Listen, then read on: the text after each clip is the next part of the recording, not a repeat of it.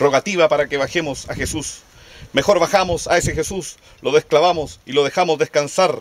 Lo acurrucamos en nuestro bosque o cerquita del fuego para que escuche en silencio nuestras profecías. Su padre lo abandonó y los suyos ya no practican lo que rezan. Mejor le decimos a Jesús que se venga con nosotros, que se venga, que nuestro rehue no tiene clavos, que se saque esa corona de espinas y se ponga un trailonco de folle. Que se venga con nosotros, aquí no explotamos al hombre por el hombre, aquí no destripamos la tierra. Eso sí, que no se venga a cachiporrear con eso de caminar sobre las aguas, que aquí no estamos para trucos televisivos. Mejor se moje sus canillas de Wilque y ayuda al río a pulir las piedras. Que no multiplique los panes, pues igual nos alcanzará. Que no multiplique los peces, que sabemos pescarlos con nuestras manos. Ahora, si convierte el agua en vino, no nos vamos a enojar, porque no es cosa de andar despreciando milagros, así como así. Mejor bajemos a Jesús y que su sangre no nos siga culpando.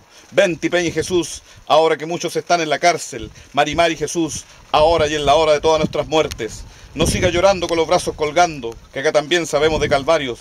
Vente Jesús y pelea con nosotros, que ya no nos quedan mejillas que colocar.